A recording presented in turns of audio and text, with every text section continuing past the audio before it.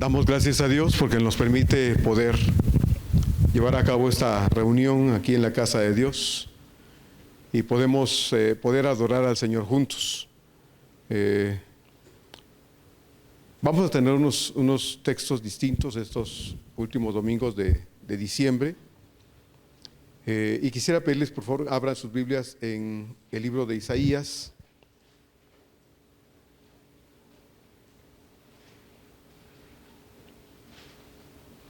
Isaías capítulo 9, versos 1 al 7. Solo vamos a usar los versos 1 y 2, pero quisiéramos leer el contexto de la Escritura de lo que vamos a tratar brevemente esta tarde. Isaías 9, 1 al 7. Les voy a pedir que leamos juntos los primeros dos versículos y a partir del verso 3 yo sigo haciendo la lectura solo. Juntos 1 y 2 nada más, y ya el verso 3 al 7 yo termino la lectura solo. Bueno, si me quiere acompañar lo puede hacer también. Isaías 9, 1 al 7. Dice así la palabra de Dios. Leamos, dice: mas no habrá siempre oscuridad para la que está ahora en angustia, tal como la aflicción que le vino en el tiempo que livianamente tocaron la primera vez a la tierra de Zabulón y a la tierra de Neftalí. Pues al fin llenará de gloria el camino del mar, de aquel lado del Jordán, en Galilea de los gentiles. El pueblo que andaba en tinieblas vio gran luz. Los que moraban en tierra de sombra de muerte, luz resplandeció sobre ellos. Multiplicaste la gente y aumentaste la alegría. Se llenarán delante de ti como se alegran en la siega, como se gozan cuando reparten despojos. Porque tú quebraste su pesado yugo y la vara de su hombro, y el cetro de su opresor, como en el día de Madián. Porque todo calzado que lleva el guerrero en el tumulto de la batalla y todo manto revolcado en sangre serán quemados, pasto del fuego. Porque un niño nos es nacido, hijo nos es dado, y el principado sobre su hombro, y se llamará su nombre Admirable, Consejero, Dios fuerte, Padre eterno, Príncipe de paz. Lo dilatado de su imperio y la paz no tendrán límite sobre el trono de David y sobre su reino, disponiéndolo y confirmándolo en juicio y en justicia desde ahora y para siempre. El celo de Jehová de los ejércitos hará esto. Padre amado, estamos en días en que, Padre, el mundo se convulsiona, al menos el mundo que celebra estas fechas, Señor, en cosas, en actividades, en muchas cuestiones, Señor, que, Padre, vuelven al ser humano una persona en apariencia muy contentos, muy gozosos, pero que, Señor, es distinta la realidad en el corazón, en lo interno, en la intimidad de cada corazón. Pero, Señor, gracias porque como iglesia cristiana podemos recordar que, Señor, hubo una decisión en la eternidad para que hubiera un Salvador. Un Salvador que tendría un destino en un planeta que aún no era formado. Este planeta Tierra, Señor, esta humanidad. Y un día, Señor, se hizo realidad aquella decisión eterna de venir a este mundo para traer a este mundo en tinieblas la luz eterna. Hoy, Señor, nosotros podemos recordar lo que tu palabra nos dice y la razón por la que tú, Señor, estuviste aquí entre nosotros un día, compartiendo, Señor, con nosotros esta humanidad, con una gran diferencia, Señor, y es que tú no pecaste. Gracias, Señor, por permitirnos recordar algunas cosas y prepararnos, Señor, espiritualmente para que nosotros, Señor, podamos hacer las cosas distintas en esta época en que el Señor se recuerda el nacimiento del Mesías. Gracias, Señor. Danos dirección, Espíritu de Dios, y que haya bendición a través de tu palabra para todos. Te lo pedimos en nombre de Cristo Jesús. Amén.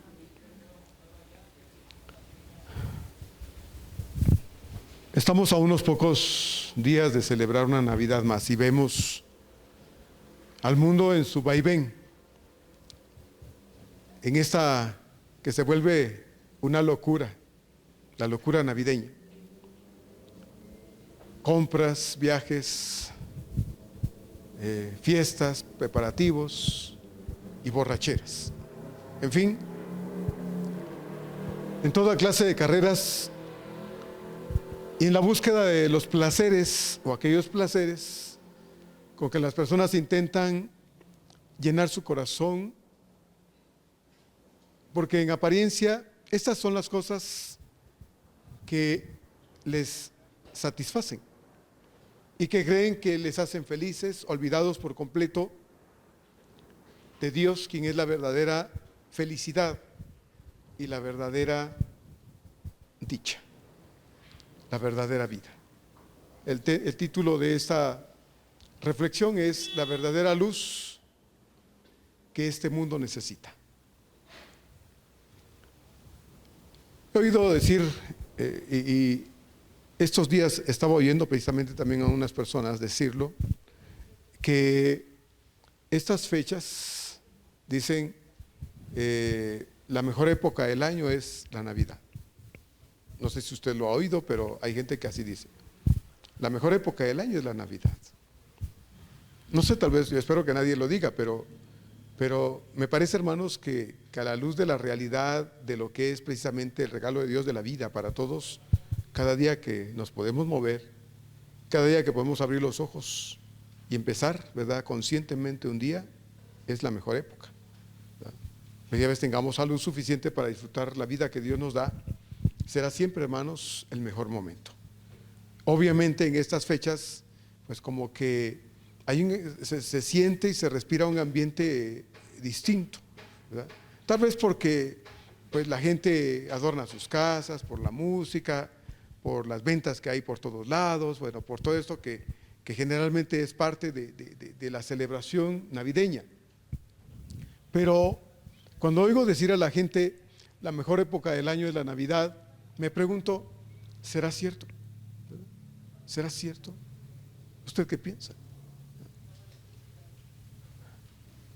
Muchos lo dicen porque en estas fechas hay más dinero, porque en estas fechas muchas personas pueden comprar más cosas o mejores cosas, pueden comer cosas que tal vez no pueden comer en otras épocas, pueden divertirse de una forma distinta, van de aquí para allá y esa aparente felicidad económica, hermanos, provee también un aparente ambiente de alegría, de satisfacción, y es lo que hace pensar a muchas personas que por eso la mejor época del año es la Navidad. Pero más allá, hermanos, de los asuntos económicos o materiales, que no son favorables para todos, siendo claros, porque sí, tal vez algunos tienen mucho dinero, otros tienen un poco más de lo que normalmente tienen, pero esta no es la realidad para todos. Muchos no tienen, ¿verdad? Muchos están escasos, muchos no van a comer pavo esta Navidad, ni bacalao, ¿verdad? Porque no tendrán 700 pesos para comprarse un kilo de bacalao, o un pavo de 7 kilos que cueste quién sabe cuánto, ¿verdad? Tal vez no se puedan comprar esas cosas. Y entonces pensarán, bueno, pues para mí la Navidad es como cualquier otra fecha, ¿verdad? Porque no se sienten económicamente capaces de enfrentar lo que es esta época navideña. Pero más allá de los asuntos económicos, entonces, que no son favorables para todos en general, la Navidad, en la esencia, hermanos, de su realidad, no tiene que ver primordialmente con cosas materiales. Y yo creo que usted está de acuerdo conmigo. No tiene que ver con esas cosas materiales. Usted puede comprarse una ropa en cualquier época del año, ¿no le parece? Usted puede estrenar alguna cosa en cualquier época del año. Usted puede comerse alguna cosa en cualquier época del año, ¿verdad? Usted puede hacer cualquier cosa que hace hoy en cualquier época del año. Y dice usted, pero pastor, solo en Navidad yo puedo poner mi arbolito. Pues ¿quién dice que no lo pueda poner en marzo? ¿Verdad? Aunque no lo pueda poner en septiembre. Es decir, esas cosas no hacen la Navidad. Ahora, eso lo sabemos nosotros, pero no toda la gente lo sabe. Para muchas personas la Navidad es sinónimo de fiesta, ¿verdad? De compras nuevas, de cosas nuevas, de borrachera, ¿verdad? Usted va a los centros comerciales, las tiendas de autoservicio son cerros de botellas de alcohol.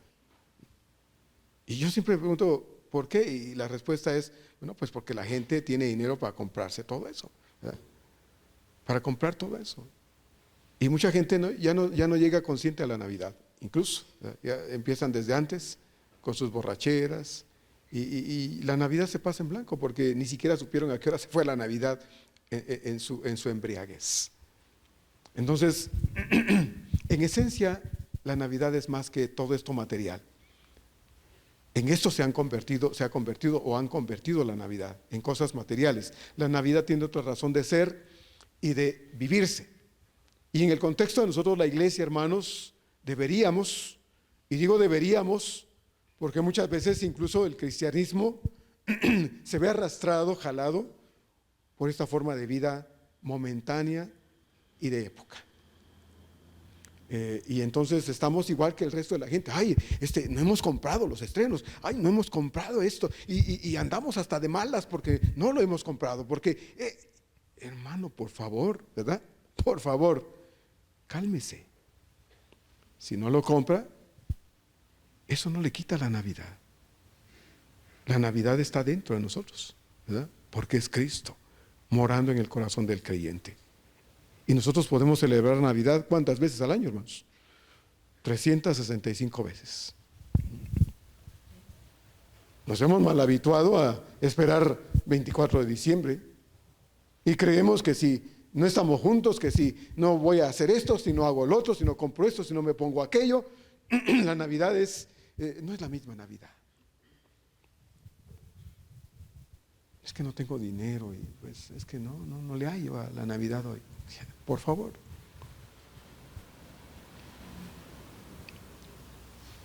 Aunque estuviéramos quebrados, hermano, no tuviéramos ni un centavo, usted tiene a Cristo en su corazón. Cristo es la razón de nuestra felicidad, y la felicidad, hermanos, no es porque tenemos unos adornos, porque podemos comprarnos un arbolito. Estaba oyendo, porque hace unos días estábamos recordando con mi familia,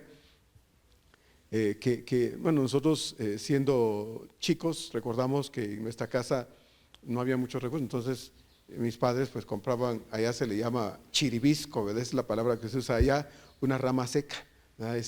Y se pintaba de plateado, y bueno, se compraba unas bolsitas que traía una cosa así como que fuera tela de araña, que le llaman allá pelo de ángel, y se compraba de diversos colores. Mi mamá tenía sus series de lucecitas que pasaron los años y nunca se desgastaban nada, y eran las mismas todo el tiempo, pero los ponía en su rama seca, y luego le ponía todo ese pelo de ángel por todos lados de colores, y le ponía sus adornitos, y cuando encendía las luces, pues eso se veía bonito. Ese era nuestro árbol, ¿verdad? Y digo, bueno, no, es que yo no me conformo. Si yo no pongo árbol natural en mi casa, no es Navidad. Ay, por favor, pastor, ¿cómo cree que voy a poner un árbol artificial en mi casa? No me ofenda. Bueno, está bien, ¿verdad? Perdón si lo ofendo hablando de esas cosas, pero hay gente que se molesta hasta por eso, hermanos. Cristianos que creen que si no ponen su árbol que lo fue a cortar él mismo allá al cerro, ¿verdad? Y lo trajo y lo pone ahí, huele a eso en su casa, no es Navidad. No, en esta casa se come bacalao, y si no hay bacalao no es Navidad. Entonces tenemos que tener cuidado, hermanos. Entonces no convirtamos nosotros tampoco la Navidad en lo que no es, ¿verdad? Que la Navidad es Cristo, y a Cristo lo tenemos todos los días. Él mora en nuestro corazón. Si lamentablemente nuestra economía no es la que estábamos acostumbrados que fuera, hermano, dele gracias a Dios, porque el mejor regalo que usted pudo haber recibido no se lo vendió Suburbia, no se lo vendió Liverpool, ni Sears, ni lo fue a comprar al mercado, ni en el tianguis. No, el mejor regalo que usted pudo haber recibido se lo dio Dios, y se llama Jesucristo. Y ese regalo está en nuestro corazón y no se nos va nunca, hermano, nunca. Vino para morar en nosotros hasta la eternidad. Y todos los días nosotros debemos estar felices Porque Cristo mora en nuestro corazón. Y Él es, hermanos, la razón de una felicidad verdadera. Yo no tengo que fingir que estoy contento. Yo no tengo que fingir que estoy feliz. Yo no tengo que salir a la calle, hermanos, a fingir que todo está bien en mi vida y en mi corazón me siento hecho pedazos. No tengo necesidad de fingir. Eso lo fingí antes de conocer a Cristo. Ahora ya no. Ahora ya no. Porque Cristo es el gozo de mi vida, ¿sí? Y Él mora en mi corazón. Quisiera compartir con usted brevemente tres aspectos, tres asuntos que emanan de este texto que leímos de Isaías 9, 1 y 2. Vuelvo a leer el texto que dice así: mas no habrá siempre oscuridad, dice el profeta, para la que está ahora en angustia, tal como la aflicción que le vino en el tiempo que livianamente tocaron la primera vez a la tierra de Zabulón y a la tierra de Neftalí. Verso 1a. Dios nos prometió un Salvador. Dios nos prometió un Salvador. Cuando Isaías escribió estas palabras, los pueblos de Zabulón y de Neftalí, que estaban al norte de la región de Galilea, por ser regiones distantes, muy distantes, fueron las primeras que en el año 733, cuando empezó la invasión asiria a esa región, la parte norte de Israel o de Canaán, fueron las primeras que fueron afectadas por la invasión asiria. Arrasaron con todo. Y esa región de Zabulón y de Neftalí fueron afectadas por esa guerra, y entonces entraron en una época de, como dice el texto aquí en esta parte del verso 1, de mucha aflicción. Las crisis llegaron a la vida de estos israelitas, y esa guerra vino juntamente con todas las situaciones que representa a traer a la vida de estas personas en esa región una crisis permanente, de la cual no tenían mucho que hacer como para librarse de ello. Israel sucumbió finalmente, el norte de Canaán, el reino del norte sucumbió en el año 722. Y los asirios destruyeron todo. Empezaron por esa región del norte y llegaron e invadieron todo. Lamentablemente, hermanos, Dios había hablado con su pueblo. La tierra arrasada, la tierra devastada, destruida como había quedado, habló al corazón de los israelitas en esa región norte. Pero la voz de Dios no se oyó suficiente, y esa gente, a pesar de la situación lamentable y caótica que estaban viviendo a causa de la guerra que los asirios habían llevado a su tierra, no los hizo reflexionar, no los hizo pensar acerca de, bueno, ¿y por qué estamos viviendo esta situación? ¿Por qué nos ha tocado a nosotros ahora esta desgracia? ¿Por qué la tierra quedó tan devastada? ¿Por qué los enemigos vinieron e hicieron lo que quisieron con nosotros y estamos viviendo en esta desgracia? No lo pensaron. Se quedaron ahí, vivieron miserablemente, pero su corazón no fue movido a la reflexión. Todo ese desastre tenía una sola razón, hermanos. Israel, como nación, se había apartado de Dios. Dios había enviado a sus siervos los profetas una y otra vez, a uno y otro, pero la nación como tal, esa parte norte del reino, no había querido oír. Dios envió a sus siervos los profetas a hablarles, a decirles, a amonestarles, a advertirles, a decirles a tiempo lo que Dios quería que oyeran para que el mal no viniera sobre ellos, pero Israel no quiso escuchar. Y Dios llegó al punto de su tolerancia y de su paciencia, y permitió que sus enemigos entraran y arrasaran su tierra. Y como acabo de decir, a pesar de todo, no oyeron la voz de Dios. No quisieron, no es que no pudieran, es que no quisieron oír la voz de Dios. Las consecuencias fueron desastrosas. Dios, por medio del profeta Isaías, anuncia un tiempo distinto para ellos. Un tiempo en el que la oscuridad, como dice el texto, espiritual en la que Israel como nación en esta parte norte estaban viviendo, sería iluminada esa oscuridad, y una luz, no cualquier luz, la luz eterna de Dios alumbraría, iluminaría, llegaría a disipar las tinieblas del corazón de los israelitas, y el deseo de Dios era que la luz eterna de Él pudiera guiar el corazón de sus hijos, de su pueblo, a una relación distinta con Dios. Entonces, Dios habló. Dios quiso que su pueblo oyera. Dios prometió un Salvador. Ese Salvador traería una luz distinta, una luz que ellos no habían experimentado porque lamentablemente habían tomado decisiones equivocadas y sus decisiones los habían llevado, hermanos, a alejarse de Dios, cosa que trajo como resultado que ellos sufrieran la invasión de sus enemigos y que ahora la situación, en todos los términos que se pudiera ver la condición del norte, incluyendo específicamente lo espiritual, pudiese ser una cuestión desastrosa. Número 2. Dice la parte segunda del verso 1. Pues al fin, dice entonces el profeta, llenará de gloria el camino del mar de aquel lado del Jordán en Galilea de los gentiles. Dios prometió un Salvador. Este mundo de oscuridad sigue necesitando a Cristo hoy. Luego de la invasión a Siria, Israel vivió uno de los peores momentos de su historia. Cuando usted lee, por ejemplo, al profeta Habacuc, si usted no ha leído al profeta Habacuc, léalo en la semana, si se acuerda y tiene tiempo. Habacuc lamentaba también la invasión de los enemigos a su tierra. Quedó devastada. Habacuc dice: pues Señor, ¿cómo es que tú quieres hablarnos a nosotros como nación, utilizando una nación tan perdida como los que vinieron y arrasaron nuestra tierra? Pero Dios habló al profeta Habacuc y le hizo ver que Dios puede usarse de los medios que quiera para hablarle a su pueblo y determinar lo que sea necesario hacer para el bienestar de su pueblo.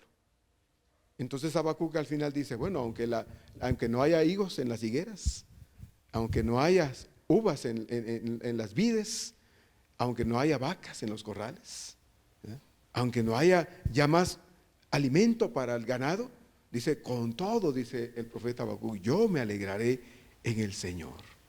Yo me alegraré. Hubo en el profeta un despertar al hecho de la misericordia de Dios. Y el profeta, en medio de su propia crisis personal, se levanta y dice: con todo yo me alegraré. Hermano, Dios desea que cuando las cosas no son como quisiéramos que fueran y las crisis llegan a nuestra vida, porque Dios, que ve nuestro corazón, determina qué métodos, qué formas, sistemas debe usar para hablarnos al corazón, lo hace. Lo que Dios espera es que nosotros reaccionemos de manera correcta, como lo hizo Habacuc, y que nosotros digamos: Señor, me estás hablando a mí, pero me he hecho el sordo, me he hecho el que no oigo, me he hecho el disimulado, pero sé, Señor, que me estás oyendo. Ayúdame a darme cuenta de lo que me estás queriendo decir, porque soy o tiendo a ser miope, tiendo a ser sordo, a hacerme disimulado, pero quiero oír.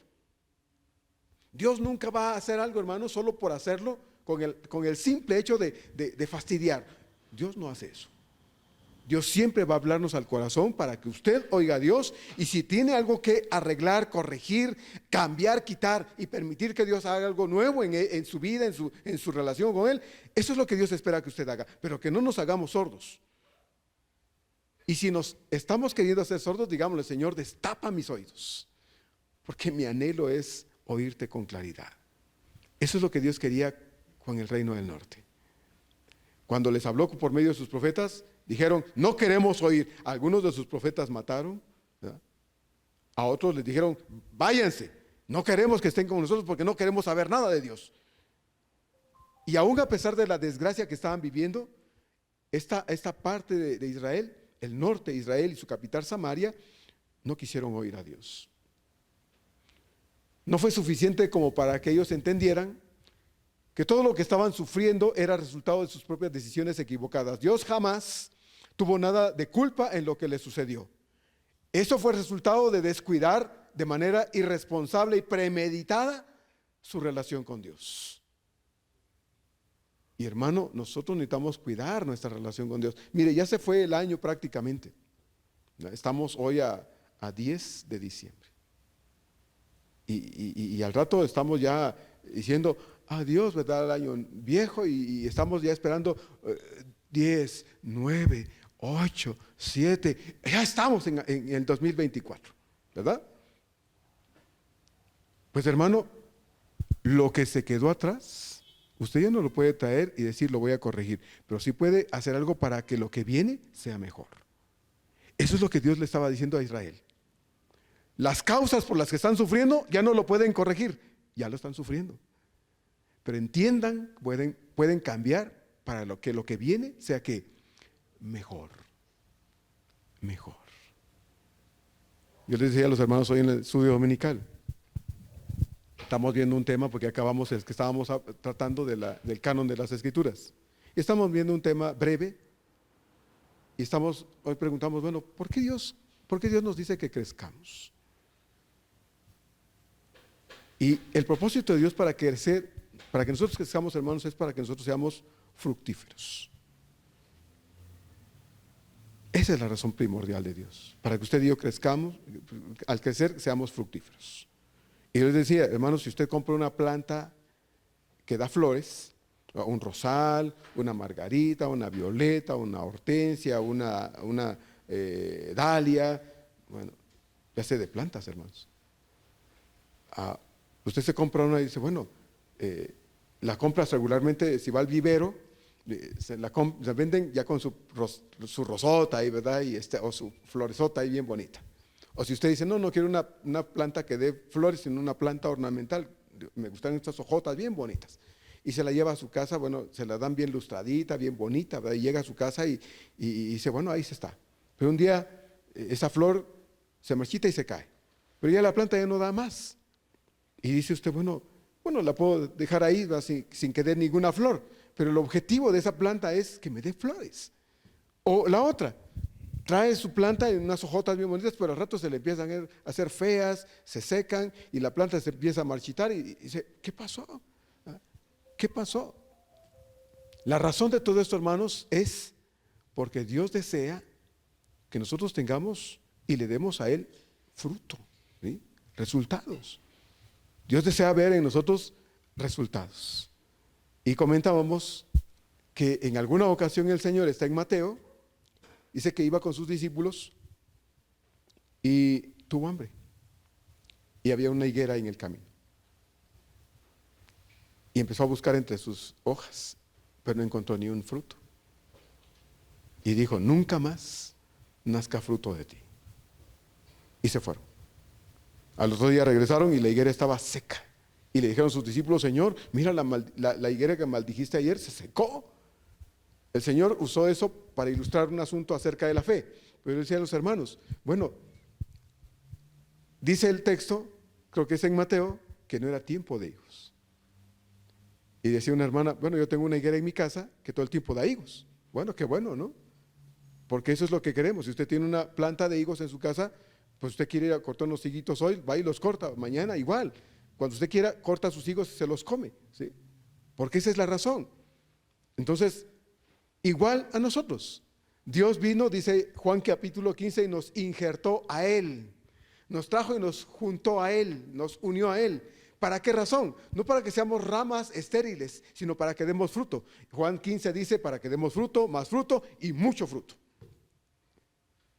Dios le dice a su pueblo, oigan, no quisieron oír, permitió esta situación. Ahora dice Dios, entiendan que esto no es una cuestión que solo permito sin un sentido, sin una razón, sin un propósito. Es para que ustedes como nación se den cuenta que no han sido lo que yo quiero que sean, que no han producido el fruto que yo quería que produjeran, y por eso están como están. Por eso. Dios no quería su mal. Les envió profetas una y otra vez que les dieron a tiempo advertencias de Dios, pero ellos como nación se hicieron sordos y no quisieron oír, lamentablemente. Todo este tiempo de sufrimientos vividos no fueron suficientes como para hacerlos recapacitar. Este pueblo no. Para hacerlos volver en sí. Este pueblo no.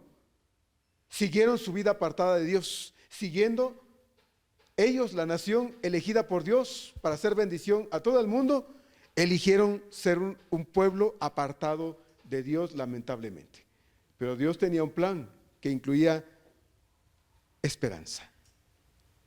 Por eso dice aquí el texto, en la segunda parte, pues al fin, dice, después de todo esto, al fin llenará de gloria el camino del mar de aquel lado del Jordán en Galilea de los gentiles. Cuando Cristo empezó a predicar en el desierto. Y su predicación empezó desde esa región precisamente y empezó a predicar y dijo, arrepiéntanse porque el reino de los cielos está aquí. Esas fueron las primeras palabras del Señor en su ministerio público. Arrepiéntanse porque el reino de los cielos ya llegó. ¿Quién es ese reino de Dios? ¿Quién es ese reino de los cielos ya entre las personas? Era Él. Él había venido para poder decirle al mundo que vivía en las tinieblas, a un pueblo, a una nación religiosa con mucho conocimiento de Dios, hermanos, pero sin una experiencia con Él, que si creían en Él y se acercaban a Él, su vida iba a cambiar.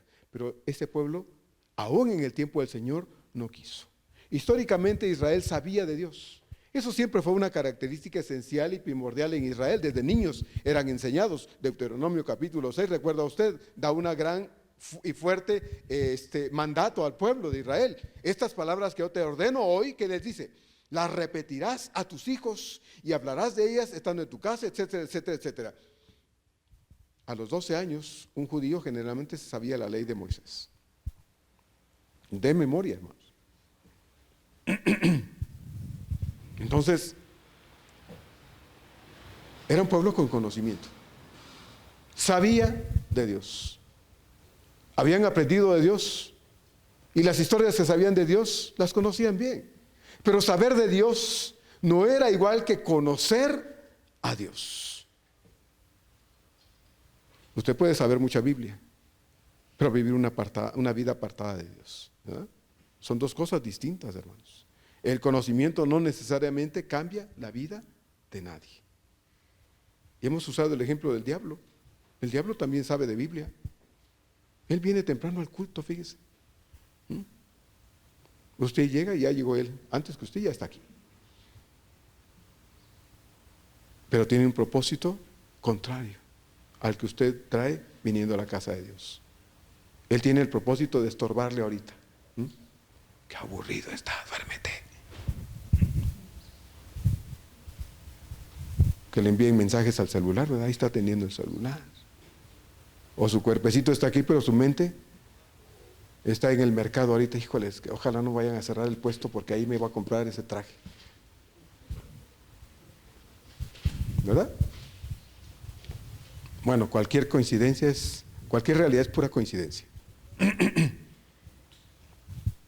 Entonces, conocer de Dios no es suficiente. Israel tenía conocimiento, pero no tenía la experiencia de Dios. Eso es lo que Dios dijo a través de su siervo. A mi pueblo erró porque le faltó ¿qué?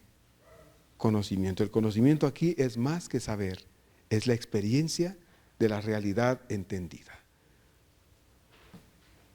Por eso el Señor le dijo al hombre que le preguntó en Lucas, ¿quién es mi prójimo? No dijo, siéntate, agarra tu libreta y escribe. No le dijo eso, ¿se acuerda? Le contó una historia, la historia del buen samaritano. Y al final, ¿qué le dijo? Ahora ve tú y haz lo mismo. Ya lo sabes, ahora obedece. Esa es la cuestión, hermanos.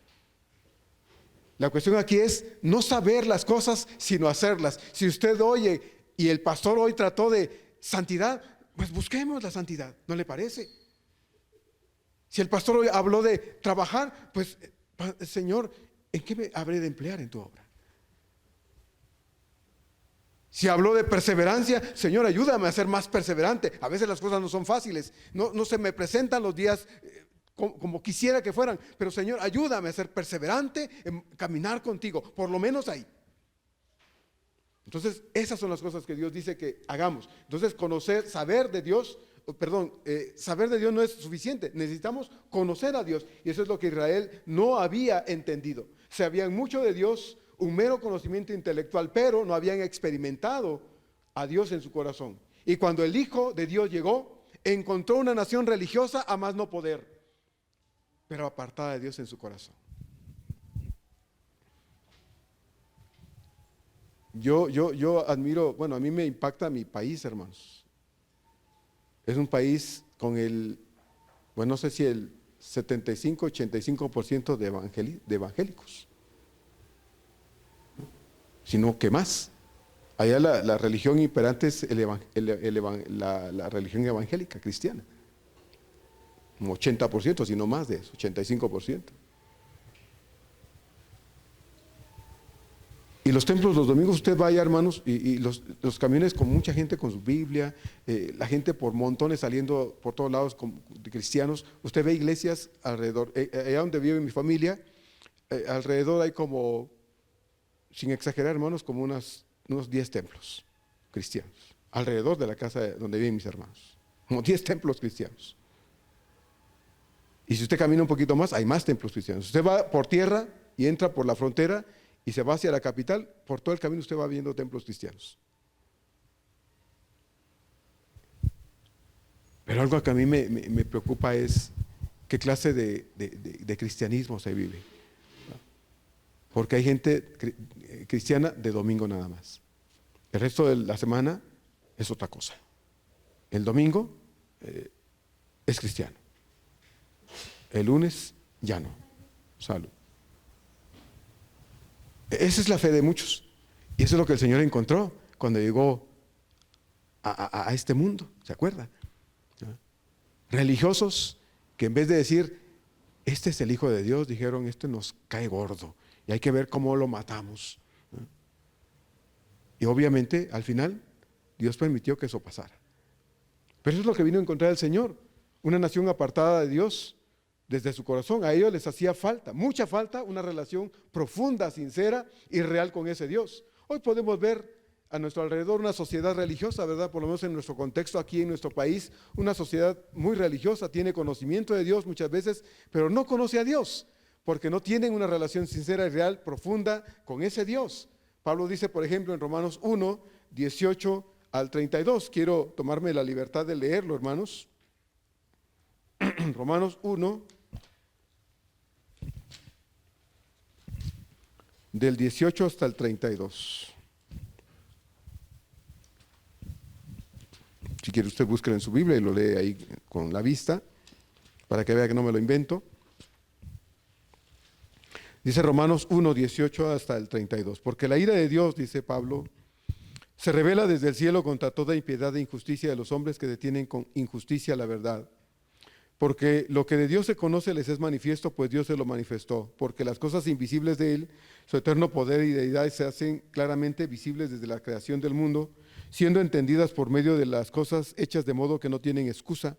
Pues habiendo conocido a Dios, no le glorificaron como a Dios ni le dieron gracias, sino que se envanecieron en sus razonamientos y su necio corazón fue entenebrecido. Profesando ser sabios, se hicieron necios y cambiaron la gloria del Dios incorruptible en semejanza de imagen de hombre corruptible, de aves, cuadrúpedos y de reptiles. Por lo cual también Dios los entregó a la inmundicia de sus concupiscencias de sus corazones, de modo que deshonraron entre sí sus propios cuerpos, ya que cambiaron la verdad de Dios por la mentira, honrando y dando culto a las criaturas antes que al Creador, el cual es bendito por los siglos. Amén. Por eso Dios los entregó a pasiones vergonzosas, pues aún sus mujeres cambiaron el uso natural por el que es contra la naturaleza. Y de igual modo también los hombres, dejando el uso natural de la mujer, se encendieron en su lascivia unos con otros, cometiendo hechos vergonzosos hombres con hombres, y recibiendo en sí mismos la retribución debida a su extravío. Y como ellos no aprobaron tener en cuenta a Dios, Dios los entregó a una mente reprobada para hacer cosas que no convienen, estando atestados de toda injusticia, fornicación, perversidad, avaricia, maldad, llenos de envidia, homicidios, contiendas, engaños y malignidades, murmuradores, detractores, aborrecedores de Dios, injuriosos, soberbios, altivos, inventores de males, desobedientes a los padres, necios, desleales, sin afecto natural, implacables, sin misericordia, quienes habiendo entendido el juicio de Dios, que los que practican tales cosas son dignos de muerte, no solo las hacen, dice Pablo al final, sino que también se complacen en los que las practican.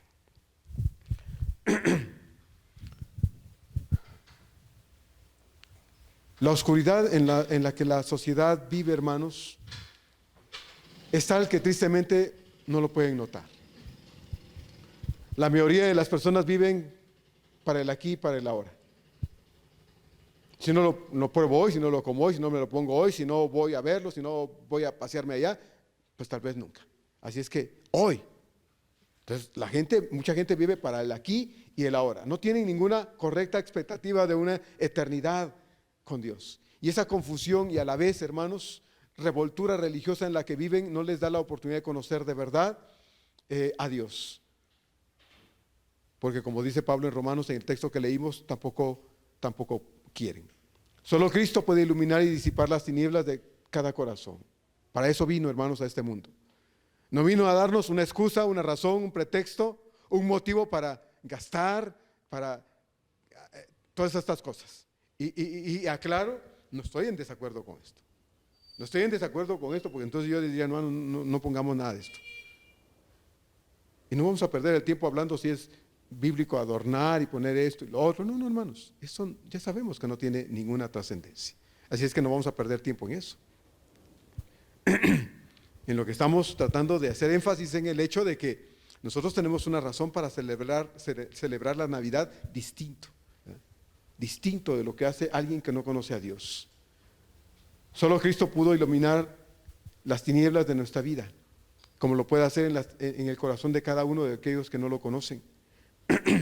Solo Él es la luz que puede sacar a una persona de la confusión, del vacío del corazón, del hartazgo de una vida sin sentido, como muchos viven a diario. Solo Cristo puede darnos a todos los que nos acerquemos a Él sinceramente una razón verdadera para vivir cada día, para abrir los ojos y decir, gracias Dios. No tengo muchas cosas, pero te tengo a ti. No tengo salud, pero te tengo a ti. No tengo ni dónde caerme muerto, Señor, pero tengo allá contigo un hogar eterno. Solo Dios nos puede dar esa perspectiva. Y eso, hermanos, por eso vale la pena abrir los ojos cada día, pero teniéndolo a Él en el corazón. Número 3, dice el verso 2, para terminar. El pueblo que andaba en tinieblas vio gran luz. Los que moraban, dice, en tierra de sombra de muerte, luz, dice, resplandeció sobre ellos. Jesús dice en Juan 8:12 estas palabras. Son palabras del Señor. Juan 8:12. Yo soy la luz del mundo. El que me sigue, dice, no andará en tinieblas, sino que tendrá la luz de la vida. Muchas personas andan buscando alrededor de sí mismos algo que pueda llenar su corazón. Algo que pueda darles una felicidad permanente. Algo que pueda darles una razón para vivir todos los días. Y muchos creen que lo encuentran en el dinero, otros creen que lo encuentran en el éxito, otros creen que lo encuentran en los placeres, otros creen que lo encuentran en la fama o en la influencia que tengan sobre otras personas, otros creen que lo encuentran en el alcohol o las drogas, o en el alcohol y las drogas. Otros creen que lo encuentran en el trabajo sin descanso, en fin. Puede ser que lo logren en alguna medida y les produzca alguna satisfacción el alcanzar ciertas cosas como estas, pero más temprano que tarde se dan cuenta que siguen insatisfechos, que hay algo en el corazón que no logran llenar y no saben qué hacer, a dónde ir, qué probar para realmente sentirse bien hasta dentro de su corazón, porque lo que se dan, lo que se compran, lo que se ponen, lo que prueban, no los llenan al 100%. Israel vivía igualmente en las tinieblas de su corazón, insatisfechos a pesar de ser tan religiosos. Tenían conocimiento, pero no habían experimentado a Dios como Padre, como Señor y menos como Salvador. Cristo vino para que ellos pudieran experimentar a Dios así, como Padre, como Señor y como Salvador, pero tampoco quisieron. Y ya sabe lo que dice Juan, a los suyos vino y dice, y los suyos no le recibieron. Vivían ocupados religiosamente. La praxis religiosa de la nación israelita, hermanos, jamás fue suficiente para llenar su corazón. Porque para llenar el corazón de una persona, solo Cristo Jesús. Solo Él. Y nosotros, hermanos, necesitamos hacer un alto si estamos dejándonos llevar por la corriente de este mundo para decir, no, ¿por qué yo voy dejándome llevar por esas cosas cuando yo sé que esto no me hace feliz? Lo que me hace feliz es aquel que vino a mi corazón un día y es el Señor de mi vida, Cristo Jesús. Usted, hermano, ¿qué busca en esta vida que le llene de verdad? ¿Ya lo halló?